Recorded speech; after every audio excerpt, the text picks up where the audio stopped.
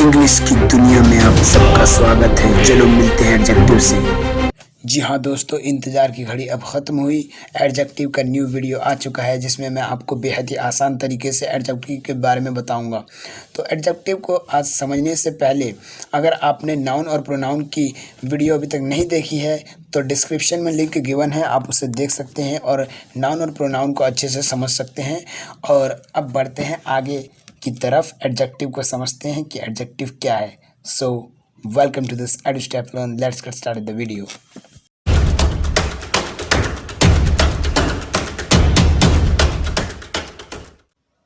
तो दोस्तों, एडजेक्टिव किसे कहते हैं?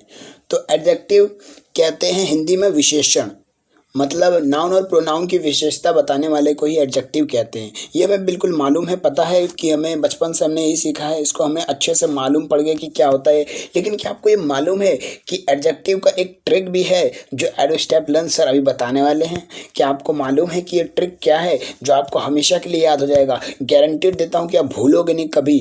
ये 2 मिनट की बस बात होगी, 2-3 मिनट की, आपको बिल्कुल याद हो जाएगा कि एडजेक्टिव क्या होती है। आपको वापस से पता नहीं करना पड़ेगा कि एडजेक्टिव होता क्या है। तो समझ लीजिए एडजेक्टिव होता क्या है।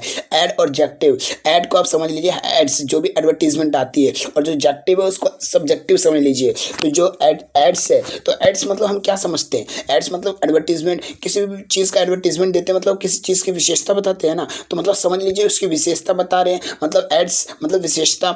और सब्जेक्टिव, तो हमें मालूम है सब्जेक्टिव या तो नाउन होगा या प्रोनाउन होगा, तो हमें बिल्कुल अच्छे तरीके से मालूम पड़ेगा सब्जेक्टिव नाउन या प्रोनाउन होगा। तो जो सब्जेक्टिव मतलब नाउन और प्रोनाउन की विशेषता बताए वही तो एडजेक्टिव है। बिल्कुल इसके नाम से में क्लियर हो गया, हमको इसका बस नाम देखना, हमको याद आ जाएगा क्या है। कॉन्सेप्ट क्लियर तो सब कुछ क्लियर, अगर कॉन्सेप्ट क्लियर नहीं तो कुछ भी क्लियर नहीं। अब पता करते हैं कि एडजेक्टिव होता क्या है। तो आपको डेली लाइफ में आपको रूटीन से मैं बताता हूँ कि कितने इसके एडजेक्टिव के यूज़ किए जाते हैं। सबसे पहला रूटीन, सबसे पहला, अगर आप इस चैनल पे है तो इस वीडियो को देख रहे हैं तो इसके वीडियो के नीचे आप जरा देखेंगे तो आपको कुछ नाइस, वेरी नाइस, स्प्लेंडेड या वंडरफुल, कुछ भी ऐसी चीज़ें जो वंडरफुल इस विशेषता बताई जा रही हो, आप इसके लिए कुछ कह रहे हो, इसको अच्छा बता रहे हो या कुछ भी कह रहे हो, wonderful, splendid, very good, nice, very nice, ये सब जितनी भी चीज़ें हैं क्या हैं? यही तो एडजेक्टिव हैं। जी हाँ दोस्तों, यही तो एडजेक्टिव है, बिल्कुल सही। और अगर आपको पता चले कि एडजेक्टिव होता क्या है तो मैं आपको बता दूं, जितनी भी चीज़ें हैं, जैसे कि एक लड़का है, वो लड़का है, अब उसको अब हम बोलेंगे मोटा लड़का। मोटा लड़का, तो वो क्या हुआ? जो मोटा हुआ उसकी विशेषता, वो लड़के की विशेषता बता रहा है, तो वो एडजेक्टिव मोटा हुआ। अब वो पतला है तो पतला, लंबू का लंबू, शॉर्ट का शॉर्ट, और यही सब चीज़, जितने भी चीज़ें हैं, जैसे लंबा, छोटा, मोटा, चौड़ा, जितने भी जैसे भी हैं, ये सब जितने भी एग्जाम्पल्स मैंने दिए, ये सब एडजेक्टिव ही तो हैं, हमारी डेली लाइफ में यूज़ होते हैं। जैसे कि बड़ा भाई का यूज़ हुआ, एडजेक्टिव का यूज़ होता है। इससे हमें समझ में आया कि जितने भी चीज़ें बताई जाती हैं किसी भी नाउन को क्वालिफाई करने के लिए, मॉडिफाई करने के लिए, तो ये सब जो भी चीज़ें बताई जाती है ये सब एडजेक्टिव में आती हैं। तो एडजेक्टिव को समझने के लिए आपको समझना पड़ेगा कि एडजेक्टिव क्या है, जो आपको मैं बिल्कुल अच्छे तरीके से समझा चुका हूँ कि नाउन और प्रोनाउन की विशेषता बताने वाले को ही एडजेक्टिव कहते हैं। तो एडजेक्टिव हमने समझ लिया। अब इसको हम कुछ सेंटेंस भी देखते हैं कि सेंटेंस ये होते क्या हैं, कैसे होते हैं, ये कैसे यूज़ किए जाते हैं। तो देखिए, आई हैव रेड पेन्स, मेरे पास रेड पेन्स है। अब मैं ऐसे ही बोल सकता था आई हैव पेन्स, मेरे पास पेन्स है, बहुत सारे पेन है। तो मैं क्या इसको पेन्स बोल दिया तो कोई गलत हो गया? नहीं। लेकिन जब मैंने इसको बता दिया कि रेड पेन है मेरे पास, ओनली रेड पेन्स है मेरे पास बहुत सारे, तो मैंने इसकी विशेषता बता दी कि जो पेन है वो रेड है। मैंने बता दिया I have lot of pens, मेरे पास बहुत सारे पेन्स हैं। तो मैंने जो पेन्स है, मेरे पास पेन है, कितने पेन है? नहीं। लेकिन जब मैंने कह दिया कि बहुत सारे पेन हैं, तो ये क्या है? बहुत सारे, तो ये क्या है? एडजेक्टिव है। आई हैव 6 पेन्स, मेरे पास पेन है, मेरे पास पेन है, लेकिन इसमें जब 6 लगा दिया तो 6 पेन हो गए। आई हैव सेवरल पेन्स, ये भी इसमें सेवरल लगा दिया तो अनेक पेन है, कई पेन है। तो ये जितने भी चीज़ें मैंने अभी बताया, red, a lot of, 6, several, ये जितने, ये यही तो एडजेक्टिव है जो नाउन की विशेषता बताए। अब पेन की आप खुद ही देख लीजिए कि पेन की विशेषता नहीं बता रहा है कि पेन रेड है, या पेन बहुत सारे हैं, या पेन 6 हैं, या पेन अनेक हैं, कई हैं। तो इन्हीं को समझने के लिए आपको बहुत ही आसान तरीके से, बेहतरीन तरीके से अब इनके काइंड्स को समझाया जाएगा, जो बिल्कुल ही ईजी तरीके, आपको रटने की कोई ज़रूरत नहीं है, आपको समझना है, ओनली समझने का आपका काम है बस, और समझ लेना है कि क्या चीज़ें हैं ये एडजेक्टिव के। तो शुरू करते हैं काइंड्स ऑफ एडजेक्टिव। तो काइंड्स ऑफ एडजेक्टिव का सबसे पहला काइंड्स आता है, टाइप आता है एडजेक्टिव ऑफ क्वालिटी। तो इसमें क्या समझ में आया, हमको इसके नाम से ही बिल्कुल पता चल गया हमारा मोटिव क्या है। हमको मोटिव ये है कि छोटे से टॉपिक से ही हमें पूरा क्लियर हो जाए हमारा कंसेप्ट कि ये क्या चीज़ बोल रहा है। तो एडजेक्टिव ऑफ क्वालिटी, तो एडजेक्टिव ऑफ क्वालिटी में क्या कहना चाहता है, क्वालिटी बता रहा है। तो क्वालिटी क्या होती है, गुड, बैड। गुड क्या है, अच्छा, बैड क्या है, बुरा, वीक, स्ट्रॉन्ग, वीक क्या है, कमज़ोर, स्ट्रॉन्ग क्या है, ताकतवर, kind, cruel, sweet, bitter, thin, fat, long, short, hot, cold, beautiful and brown etcetera take place. ये सब जितने भी चीज़ें हैं जो हमारे बारे में क्वालिटी बताती है, हमारे गुण बताती है, जितने भी हमारे अंदर गुण हैं, चाहे वो अच्छाई है, बुराई है, कमज़ोरी है, ताकतवर है या दयालु या निर्दयी, ये जितनी भी चीज़ें इसमें आती हैं, स्वीट, मीठा, बिटर, कड़वा, थिन, पतला, जितने भी इसमें चीज़ें, लॉन्ग, लंबा, ये सब जितने भी चीज़ इसमें बताई गई, तो ये सब क्या है, यही तो एडजेक्टिव ऑफ क्वालिटी है। चलिए इसको एग्जांपल से समझते हैं कि इसको कैसे यूज़ किया जाता है सेंटेंसेस में। Arif is a good boy. Boy है, एक लड़का है, लेकिन उसको हमने क्या बताया, उसकी क्वालिटी बताई कि वो अच्छा है। द टेबल इज़ लॉन्ग, जो टेबल है वो लॉन्ग है, लंबी है। जो टेबल है लॉन्ग है, मैंने उसकी विशेषता बताई कि टेबल लंबी है। इट इज़ वेरी कोल्ड, ये बहुत ही ठंडा है, मैं ऐसे ही बोल सकता हूँ, इट इज़ वेरी हॉट। फिर शी इज़ ब्यूटीफुल, वो बहुत सुंदर है। कौन है वो, बहुत सुंदर है, उसके बारे में विशेषता बताई, उसकी क्वालिटी बताई है, उसके गुण बताए हैं। The pen is red, pen जो है रेड है, ये भी बहुत उसकी क्या क्वालिटी बताई है। He was a kind man, वो दयालु इंसान था। तो इसमें क्या बताया मैंने मैन के बारे में, कि वो दयालु था, उसकी विशेषता बताई, उसके गुण बताए। तो ये क्या है, ये एडजेक्टिव ऑफ क्वालिटी है, जो हमको समझ में आ गया कि कैसे यूज़ किया जाता है। तो सेकंड काइंड है एडजेक्टिव ऑफ क्वांटिटी। इससे भी हमें बिल्कुल आसानी से समझ में आ गया क्वांटिटी, इसके नाम से हमें बिल्कुल अच्छे तरीके से पता चल गया कि क्या है क्या नहीं है। क्योंकि क्वांटिटी, क्वालिटी हो गया गुण, और क्वांटिटी हो गया मापना, तोलना, ये सब जितनी भी चीज़ें आती है क्वांटिटी, जिस चीज़ से, जैसे कि पानी है, ये सब जितनी भी चीज़ें इनको क्वांटिटी में तो गिना जाता है ना, जिनको हम गिन नहीं सकते, क्वांटिटी में, मात्रा में उसको तोला जाता है। तो वही चीज़ें जो तोले जाते गिने नहीं आते, उसी को क्वांटिटी में आते हैं। जैसे कि उसको कैसे यूज़ किया जाता है, उसमें क्या क्या आते हैं, जैसे कि example, some, much, little, whole, all, no, any, enough and a lot of. तो सम है मतलब कुछ, मच मतलब अधिक, लिटिल मतलब ही के बराबर, होल मतलब पूरा, ऑल का मतलब सब, नो, एनी, इनफ पर्याप्त, एंड अ लॉट ऑफ बहुत।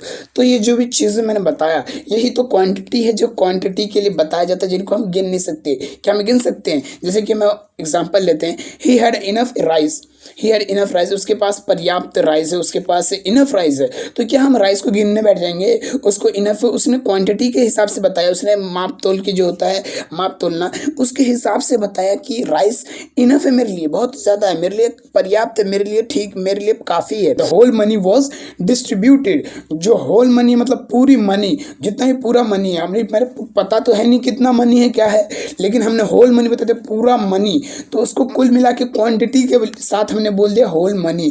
तो इसका इस तरह से यूज़ किया जाता है। जैसे has lost all his wealth, तो इसने अपने वेल्थ को खो दिया।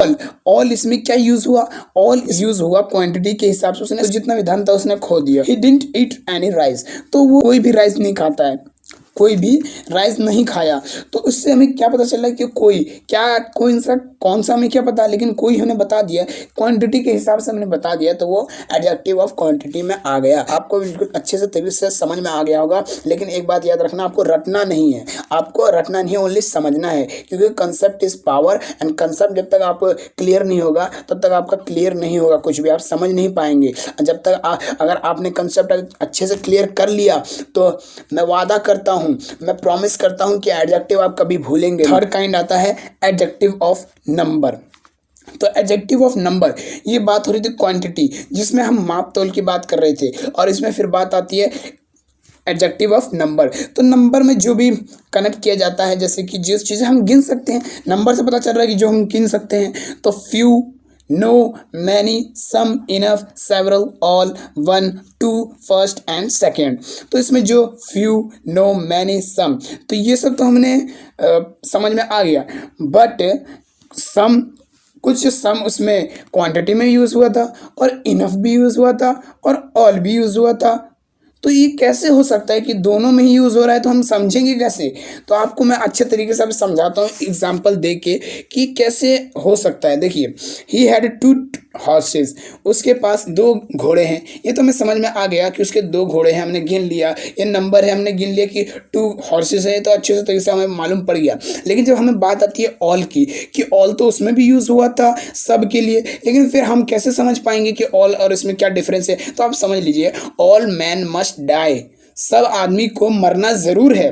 तो इसमें सब आदमी जो है वो आदमी को हम गिन सकते हैं। क्या आदमी को गिना जा सकता है कि नहीं गिना सकता? आप खुद ही बता दीजिए। वहाँ पे 5 आदमी खड़े हैं, अब उसको हम गिन रहे हैं कि नहीं गिन रहे हैं? हमने बता दिया सब आदमी खड़े हैं। तो उसमें जब हम गिन सकते हैं, नंबर है, जो चीज़ें हम गिन सकते हैं, उसके लिए हम ऑल का यूज़ करते हैं। जो काउंटेबल नाउन है उसके साथ ऑल का यूज़ होगा। अगर वो ऑल के साथ यूज़ होता है काउंटेबल के साथ, तो वो एडजेक्टिव ऑफ नंबर कहला जाएगा। अगर वो अनकाउंटेबल के साथ यूज़ होगा तो एडजेक्टिव ऑफ क्वांटिटी का यूज़ होगा। आप सोच रहे होंगे कि सम का यूज़ फिर कैसे होगा? तो समझ लीजिए, जो सम है, इनफ है, ऑल है, ये दोनों में यूज़ हो रहा है। तो समझने की सबसे बेहतरीन यही है कि आपको समझना ये कंसेप्ट ये है कि ऑल और इनफ और सम, ये जो दोनों में यूज़ हो रहा है, तो यूज़ होने का ये एक दोनों में अलग अलग चीज़ें हैं। आप समझ लीजिए, अगर सम और इनफ और ऑल के साथ अनकाउंटेबल नाउन आता है तो एडजेक्टिव ऑफ क्वांटिटी, अगर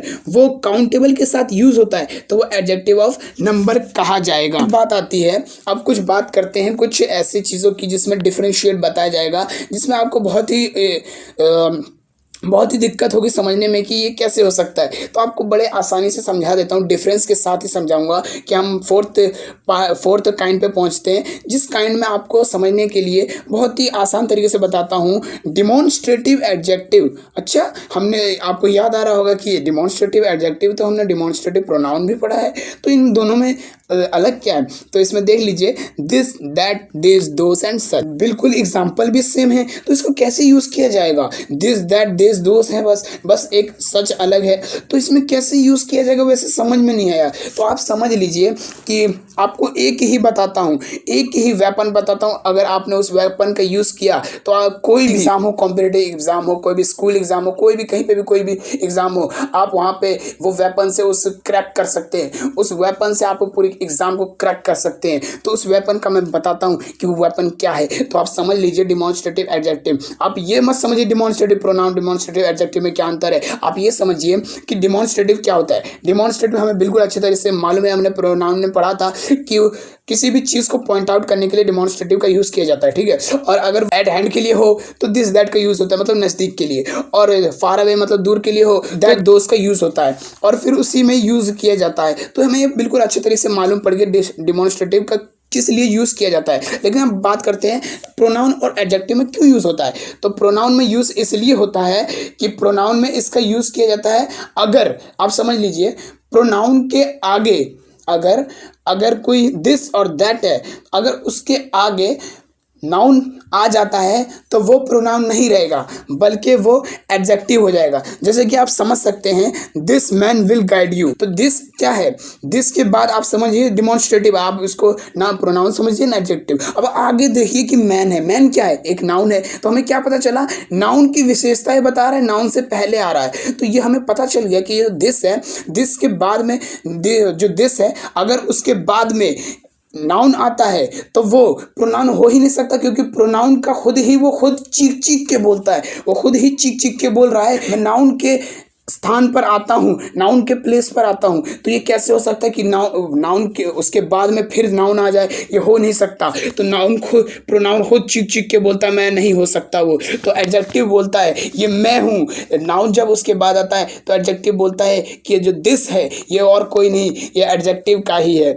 तो this man will guide you, ये मैन तुम्हें गाइड करेगा। तो जो मैन तुम्हें गाइड करेगा, तो हमें पता चल गया, समझ में आ गया, बिल्कुल अच्छे तरीके से समझ में आ गया कि जो एडजेक्टिव होगा उसके बाद में नाउन आएगा, अगर उसके बाद में नाउन नहीं भी आएगा तो समझ लेना कि वो नाउन क्यों, नाउन समझने का एक तरीका होता है। मैं आपको आगे कुछ और समझाऊंगा, आगे अभी इसी पे रहते हैं कि I did not like that woman. तो I didn't like that woman, तो इसमें जो वुमन का मैंने यूज़ की कि मुझे वो औरत बिल्कुल पसंद नहीं, वो मुझे वुमन बिल्कुल अच्छी नहीं लगती है, तो पसंद नहीं है, तो मैंने इसमें जो दैट का यूज़ किया वो डिमॉन्स्ट्रेटिव एडजेक्टिव का यूज़ किया। क्यों? क्योंकि हमें मालूम है कि दैट के आगे अगर नाउन आएगा तो वो एडजेक्टिव होगा। अगर ये डिमॉन्स्ट्रेटिव प्रोनाउन होता तो कैसे यूज़ होता था, तो ये कैसे यूज़ होता मैं बताता हूँ। आई didn't like that, only that तक आता, उसके आगे नाउन नहीं आता और इसको ये हो जाता है डिमॉन्स्ट्रेटिव प्रोनाउन। अब आपको बिल्कुल समझ में आ गया होगा, तो और भी थोड़े एग्जांपल लेते हैं एडजेक्टिव के। दीज पेन्स आर माइन, ये मेरे पेन है, तो जो मेरे पेन हैं, तो ये जो दीज पेन्स, तो मैंने बिल्कुल अच्छे तरीके से पता चल गया कि दीज पेन्स, अगर वो दीज है उसके आगे नाउन है तो हमें पता ही चल गया है कि एडजेक्टिव है these. I hate such things, मुझे वो चीज़ें अच्छी नहीं लगती हैं। तो इसमें जो सच का यूज़ किया गया है, आप याद रखिए कि सच ओनली एडजेक्टिव में यूज़ होता है, ना कि प्रोनाउन में। प्रोनाउन में सच का यूज़ नहीं होता है। तो आई हेट सच थिंग्स, ये आपको बिल्कुल क्लियर हो गया, क्रिस्टल क्लियर हो गया होगा कि डिमॉन्स्ट्रेटिव प्रोनाउन और डिमॉन्स्ट्रेटिव एडजेक्टिव में क्या अंतर है। अब बात आती है पॉजेसिव एडजेक्टिव की। इससे पहले मैं आपको कुछ बता दूं कि पॉजेसिव एडजेक्टिव मैंने आपको प्रोनाउन में पढ़ाया था कि पॉजेसिव केस के बारे में पढ़ाया था, जिसमें आपने समझा था कि पॉजेसिव क्या होता है, जिसमें अधिकार के लिए, अपने अधिकार के लिए कुछ चीज़ें बताई जाती है कि जैसे मेरा है, वो तुम्हारा है, ये उसका है, ये काम तुम्हारा है, मेरा नहीं है। तो इसमें जो भी है, ये सब जितने भी चीज़ें मैंने अधिकार के एग्जाम्पल्स मैंने बोले, यही पॉजेसिव केस के हैं। तो अब इसको पॉजेसिव केस में मैंने उसमें बताया था, लेकिन उसमें ये नहीं बताया था कि पॉजेसिव प्रोनाउन है और पॉजेसिव एडजेक्टिव में क्या अंतर है।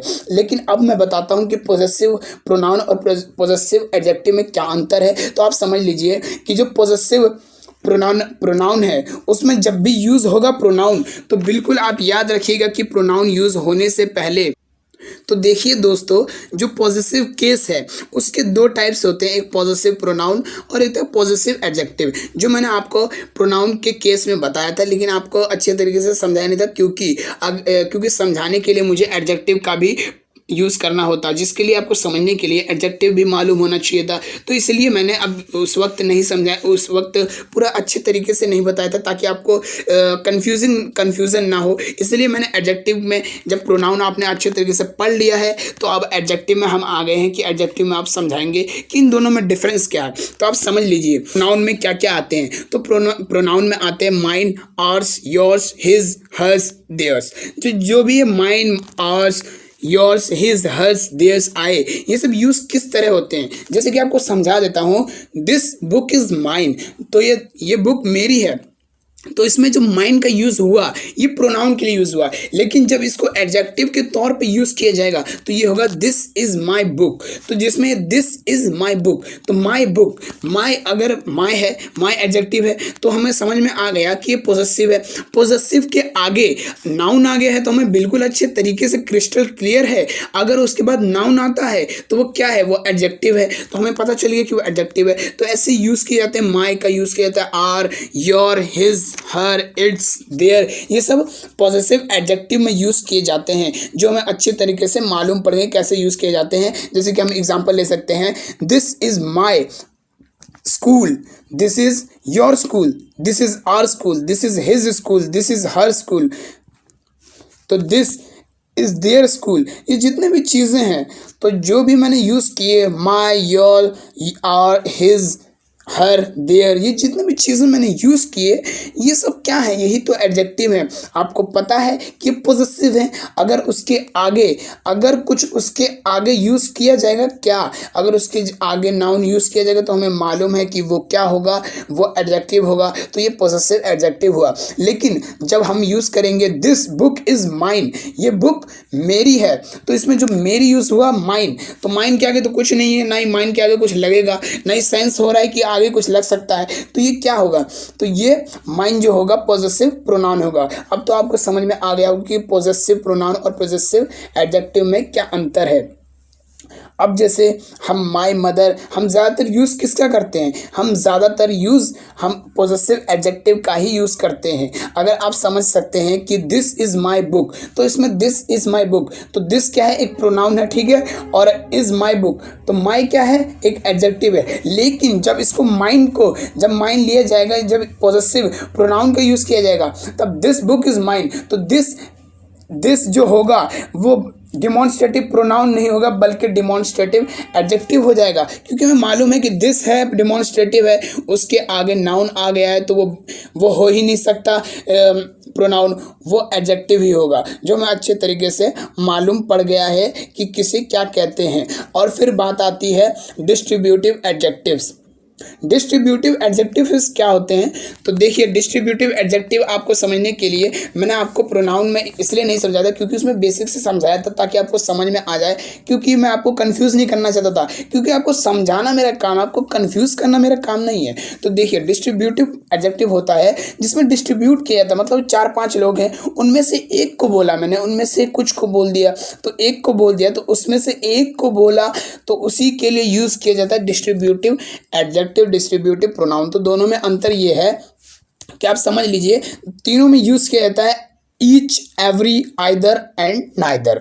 तो इसमें डिस्ट्रीब्यूटिव यही होता है, each, every, either and neither. लेकिन जब इसको प्रोनाउन और एडजेक्टिव में यूज किया जाता है तो इसका यूज करने का तरीका बिल्कुल अलग है। इसका देखिए, each boy had a pen, तो ये जो ईच है, ईच के बाद जो बॉय आया, तो ये जो बॉय आ गया, हमें पता चल गया कि ईच क्या है, डिस्ट्रीब्यूटिव है। और उसके बाद अगर नाउन आता है तो हमें बिल्कुल अच्छे तरीके से मालूम है, बिल्कुल क्रिस्टल क्लियर है कि उसके आगे हमें एडजेक्टिव ही होगा, क्योंकि उसके आगे नाउन है तो एडजेक्टिव होगा। तो हमें बिल्कुल क्लियर होगा कि ईच बॉय। लेकिन इसको प्रोनाउन में कैसे कहा जाएगा, तो आप घबराइए नहीं, बिल्कुल घबराइए नहीं, आपको टेंशन लेने की कोई ज़रूरत नहीं है, आपको कंफ्यूज होने की कोई ज़रूरत नहीं है। आपको क्या करना है, आपको कुछ नहीं करना है, ईच ऑफ बॉयज़, आपको बस ऑफ लगा के और बॉयज़ लगा देना है और हैड अ पेन लगा देना है, बस आपका काम फिनिश। आपका इतना सा काम था, बस फिनिश हो गया। आपको इतना समझ लेना है कि ऑफ और बॉयज़ लगा देना है, मतलब प्लूरल फॉर्म लगा देना है, ईच ऑफ बॉयज। आपको बस इतना सा काम लगा देना था, आपका ये कंप्लीट हो जाएगा। आपको बिल्कुल इसमें कोई दिक्कत की बात नहीं होगी। आपको समझ में आ गया कि अगर प्रोनाउन होगा, अगर इसको प्रोनाउन में बनाना है तो ईच के बाद ऑफ लगेगा, और जो बॉय है सिंगुलर, उसको प्लूरल में लगाया जाएगा, तो वो क्या, प्रोनाउन का यूज़ किया जाएगा। और फिर जब इसको एडजेक्टिव में यूज़ होगा तो ईच आएगा और सीधा उसके आगे सिंगुलर बॉय आ जाएगा, जो यूज़ किया जाता है बॉय। तो हमें पता चल गया कि कैसे यूज़ किया जाता है डिस्ट्रीब्यूटिव। आइए थोड़ा और एग्जाम्पल लेते हैं, जैसे कि each boy had a pen, every man has his own duty, either pen will do. तो इसमें जो आइदर पेन है, इसको हम यूं भी प्रोनाउन में यूज़ किया जा सकता है, either of pens will do. तो इसमें हमें बिल्कुल अच्छे तरीके से मालूम पड़ गया कि आइदर ऑफ पेन्स, जब भी आइदर अगर वो प्रोनाउन के लिए यूज़ किया जाएगा तो उसके बाद ऑफ और पेन जो होगा नाउन, उसका यूज़ किया जाएगा बिल्कुल प्लूरल फॉर्म में। और फिर neither of ways was safe, यह हो गया यूज़ प्रोनाउन के लिए, और एडजेक्टिव के लिए नाइदर वे वॉज सेफ, तो ये यूज़ हो गया डिस्ट्रीब्यूटिव एडजेक्टिव के लिए, जो हमें बिल्कुल क्लिस्टर क्लियर हो गया, दोनों में डिफ्रेंशिएट हो गया। इंटरोगेटिव एडजेक्टिव, अब हमने प्रोनाउन में इंटरोगेटिव भी पढ़ा था, तो हमें आपको याद रखना है कि इंटरोगेटिव क्या होता है। Interrogative what, which and whose, तो ये सब जो भी यूज़ होते हैं, व्हाट, विच एंड हुज, ये सब यूज़ होते हैं इंटरोगेटिव में। तो हमें पता चल गया इंटरोगेटिव इसे कहते हैं, ठीक। जो भी सवाल पूछे जाते हैं उसके लिए इंटरोगेटिव का यूज़ किया जाता है। लेकिन जब इसको प्रोनाउन और एडजेक्टिव में, तो इसका यूज़ बिल्कुल अलग हो जाता है, इसको यूज़ करने का तरीका बिल्कुल अलग हो जाता है। जैसे कि मैं यूज़ करूँ प्रोनाउन में, तो प्रोनाउन का जब यूज़ होगा तो प्रोनाउन को, जैसे कि मैंने पूछा कि हु आर यू, तुम कौन हो, हु आर यू, तो इसमें जो मैंने हु आर यू का यूज़ किया, ये प्रोनाउन का हो गया।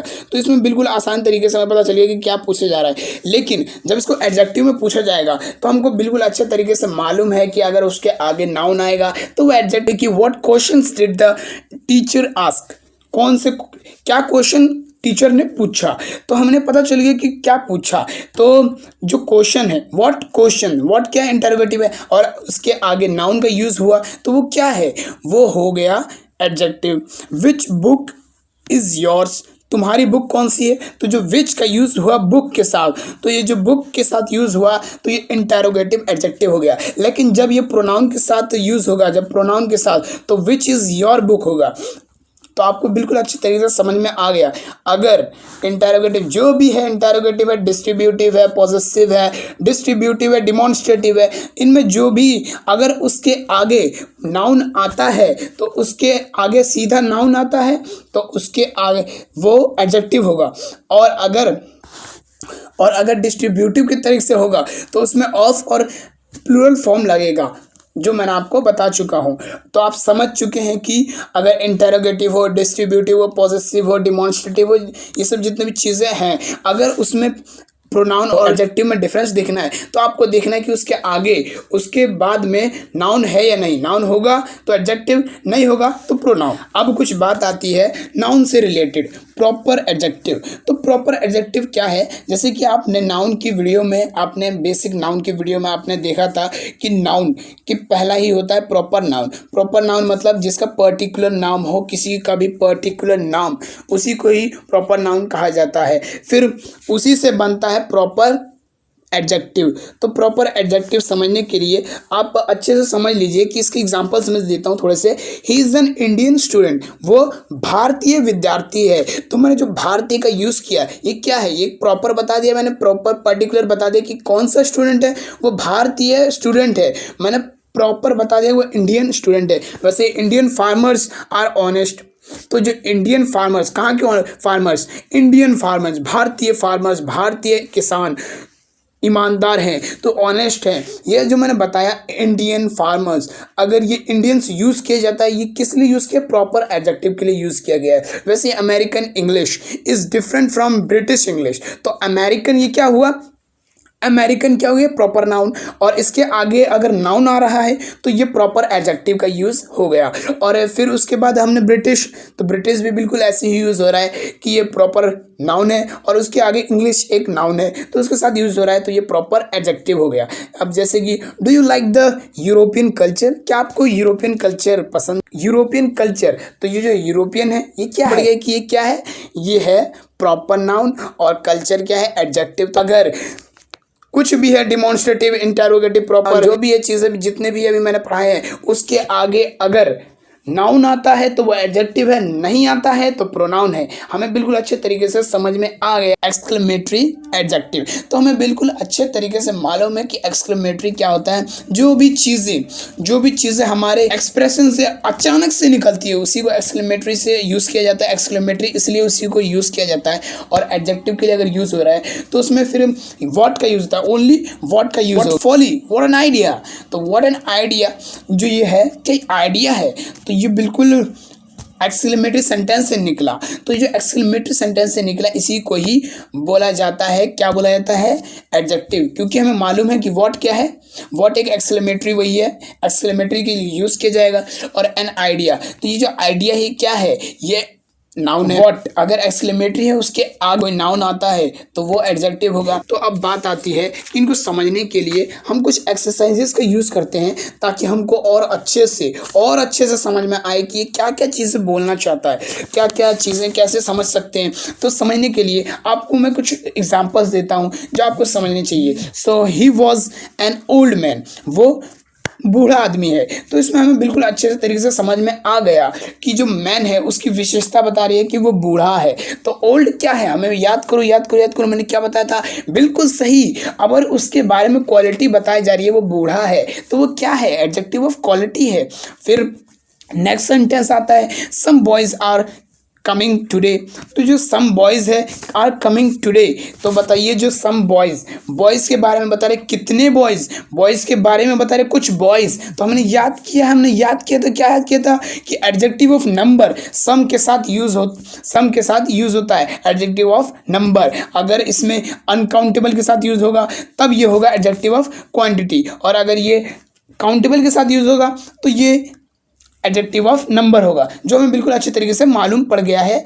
और फिर बात आती है फिर नेक्स्ट एग्जाम्पल की, some are born great, some are born great. तो इसमें आप बताइए, खुद ही बताइए कि इसमें सम क्या एडजेक्टिव है या प्रोनाउन है। आप ये ज़रूर से ज़रूर कमेंट बॉक्स में कमेंट करें कि ये सम क्या है क्या। आप समझ लिए ग्रेट, ग्रेट क्या है? ग्रेट एक क्वालिटी बताई जा रही है, महान है, महान। सम आर बोर्न ग्रेट, कुछ बहुत ही महान पैदा हुए, कुछ बहुत ही महान पैदा हुए। तो इसमें जो महान पैदा हुए, तो जो महान का यूज़ किया गया है, ये यूज़ किया गया है किसी नाउन की विशेषता बताने के लिए। तो ये किस लिए यूज़ किया गया है? Adjective of quality. अगर आप समझ लीजिए, आपको इतना भी याद रखना है कि सेंस भी होना चाहिए कि जैसे ग्रेट, महान, तो महान किसके लिए यूज़ किया जाएगा? किसी के विशेषता बताने के लिए तो यूज़ किया जाएगा ना। आप ये मत कहिएगा कि ग्रेट मैन, ग्रेट के बाद तो कुछ आया नहीं, तो ये नहीं हो सकता एडजेक्टिव। बिल्कुल ये हो सकता। मैंने क्या कहा है? अगर उसके आगे, अगर उसके बाद में नाउन आता है या उसका सेंस आता है तो वो एडजेक्टिव ही होगा। अब फिर नेक्स्ट सेंटेंस आता है, दिस बुक इज योर्स। तो जो दिस है, ये दिस किस लिए यूज हो रहा है? तो आप बिल्कुल अच्छे तरीके से मालूम पड़ गया है कि दिस ये यूज हो रहा है डिमॉन्स्ट्रेटिव एडजेक्टिव के लिए। और फिर योर्स, योर्स किस लिए यूज हो रहा है? हमें मालूम है कि डिमॉन्स्ट्रेटिव प्रोनाउन, वो पॉजेसिव प्रोनाउन के लिए। Which way shall we go, which way shall we go. तो इसमें जो विच है वो किस लिए यूज हो रहा है? इंटेरोगेटिव तो हमें मालूम पड़ गया, लेकिन ये प्रोनाउन है या एडजेक्टिव है? तो बिल्कुल सही, ये प्रोनाउन नहीं बल्कि एडजेक्टिव है, इंटेरोगेटिव एडजेक्टिव है, क्योंकि इसके आगे विच वे, कौन सा रास्ता। तो इसमें जो विच वे आ गया, तो विच ये है interrogative adjective. The poor man had little money, जो पुअर मैन है उसके पास थोड़ा मनी है, कम मनी है, थोड़ा सा नहीं के बराबर मनी है। तो उसके पास पुअर, मैन के बारे में क्या बता रहा है? वो मैन क्या है? पुअर है। उसके बारे में क्या बता रहा है? क्वालिटी बता रहा है। तो क्वालिटी बताने से वो क्या हो गया? Adjective of quality. उसकी क्वालिटी बता रहे कि वो पुअर है और उसके पास थोड़ा मनी है। तो थोड़ा मनी है, हमने क्या पता चला कि जिसमें अनकाउंटेबल चीज़ें हो तो उसके लिए क्या यूज़ किया जाता है? थोड़े के लिए लिटिल। तो वो क्या हो गया? तो लिटिल क्या है यूज़ करने के लिए? Adjective of quantity. जो थोड़े के लिए यूज़ किया था, अनकाउंटेबल के साथ यूज़ किया जाता है। अब फिर बात आती है, कुछ आगे बढ़ते हैं कि थोड़ा और समझते हैं। Which boy won that prize, which boy won that prize. Which जो यूज़ हुआ है, ये यूज़ हुआ है, हमें मालूम पड़ गया विच इंटेरोगेटिव, और उसके आगे नाउन है तो ये इंटेरोगेटिव एडजेक्टिव है। और फिर दैट यूज़ होता है डिमॉन्स्ट्रेटिव। तो डिमॉन्स्ट्रेटिव के आगे अगर नाउन आ गया है तो ये क्या है? ये हो गया है डिमॉन्स्ट्रेटिव एडजेक्टिव। अगर ये वीडियो आपको अच्छी लगी हो तो लाइक ज़रूर करें, क्योंकि इससे हमारा मोटिवेशन लेवल बढ़ता है। और इसे शेयर ज़रूर करें अपने दोस्तों में और रिलेटिव्स में, ताकि जो भी इंग्लिश सीखना चाहते हैं वो इंग्लिश सीख सके और इस वीडियो का फ़ायदा उठा सके। अगर आप इस चैनल पर न्यू हैं तो सब्सक्राइब ज़रूर करें और बेल आइकन को पर क्लिक ज़रूर करें। तो आपके लिए मैंने एडजेक्टिव को और अच्छे से समझने के लिए, मैंने मोर एक्सरसाइजेस को करने के लिए मैंने इसका PDF बना के वीडियो के डिस्क्रिप्शन में डाल रखा है। उसे आप चेकआउट करके आप उसे कर सकते हैं और प्रैक्टिस खूब धूमधाम से प्रैक्टिस कर सकते हैं, धुआंधार प्रैक्टिस कर सकते हैं, जिससे आप